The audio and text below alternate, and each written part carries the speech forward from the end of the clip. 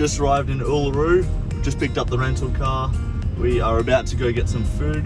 I guess the first things that I've noticed, and Heath picked up on too, is it's actually quite blowy at the moment. I don't know if you can see the flags. There is a decent breeze.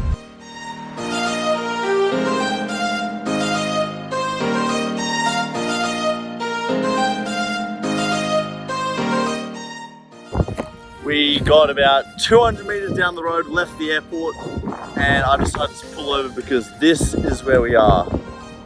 I mean, this is insane.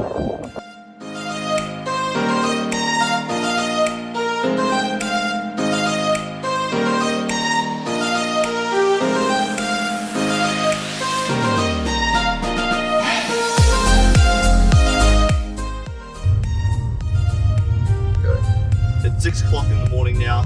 We're just heading to Uluru. First lights just happened. We're now headed to go see sunrise, and we'll get some photos, then we'll come back, have some breakfast, and then we're going to start mapping out the course.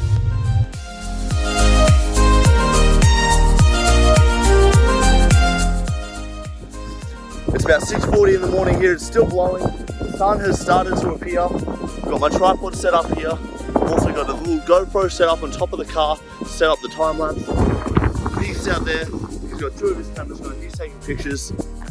These flights have been getting worse and worse by the minute. They weren't so bad when we first got out here about 6:30. I'd say it's now just after 7. You can probably see them in the frame here. They are very annoying.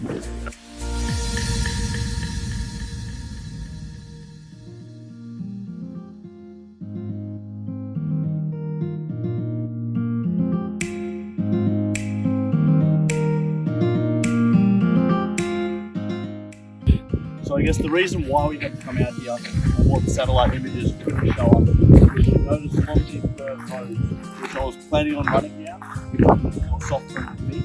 A lot of them we can't go down. All flying back there. Some of them have gates across them.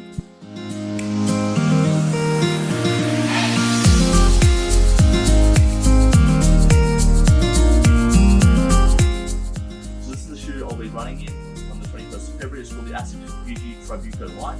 It's a light trail shoe with a little bit of traction control on the bottom, which will help with grip. I don't know if you can see that there, because a lot of what we'll be running on will be rocky paths and dirt roads. Okay. So the reason why I've had to choose rocky paths and dirt roads to run on instead of the bitumen for the most part is because running average maximum is 40 degrees out here. So running on a bitumen road at 40 degrees will literally melt the soles of your shoe. It's sort of like running on a hot plate. So there's also stories of runners in the Mile 240, which is a race in Death Valley, California, where similar temperatures around 40 degrees, where runners actually have to run on the white lines of the road to avoid their shoes getting melted. So if you come in here, you can see what I've been planning. I've got a lot of satellite images here of dirt roads. So for example, these are some of the roads that I want to run along. Running along here. Along here. So this satellite is 300 meters above ground, and it's so hard to tell what is a road, what isn't a road. There's a vein of a road coming through here. There's another one up here. I'm hoping to run along this road, and then it comes out and around here, connecting on to the next map, which is this one here. Here we are. We're just changing the tire pressure of the car. If we do need to go four-wheel driving, we just want to make sure the wheels are flat enough to give us enough convection. It's also blowy out here. We're going to 33 psi. Out here we're about 1.5 kilometers on the course. I've got the car behind me. I'm just sussing out the track at the moment. It's mostly compressed sand. I don't know if you can see it. Where I'm patting my hand at the moment is a tire track, so it's actually really nice to walk on. I've just been doing a couple of runs up and down, getting used to it. It's really lovely.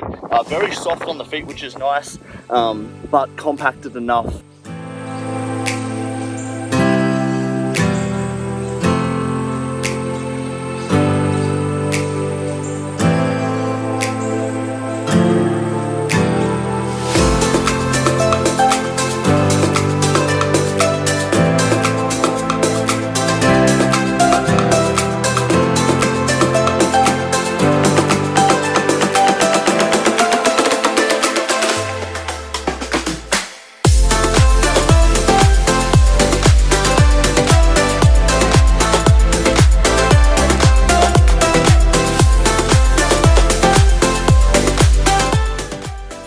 out here walking. It's about probably 2 in the afternoon. It's about 35, 36 degrees. That's what it was meant to be at this time.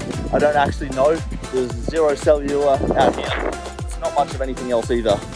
There's a lot of nothingness, but it has got me thinking just about the heat and how it's been draining my energy and just how hot the ground is. I mean, just putting my hand on the ground here, like, that is very hot to touch. Obviously the bitumen is going to be more hot than the ground is, but it's just so dry. It's so dry. So I guess it's got me thinking about my nutrition, especially during the race. I need to have plenty of carbs beforehand, make sure I'm properly fueled. But during the race, when you're sweating, which your body will be to cool itself down, you're going to be expending a lot more sodium, a lot more salt from your body. So you need to be putting that back in. You can do that through foods. I think the best way that I'll probably use is through sodium tablets, which I can get from a chemist. That's easy to get. So I'll be putting that in my water.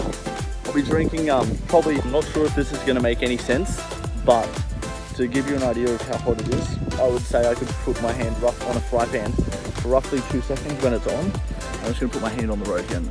I can already feel the difference by just going lower, going closer to the road, how much hotter it is. But I'm just going to see how long I can keep my hand on the road for. Just to give an idea of the difference between this and a fry pan. 1, 2, 3, 4, 5. We really out here. We doing this shit. I'm at Karajuta Park right now. I'm just being super careful, to be honest. I don't know if you can see, but essentially I'm running between a gorge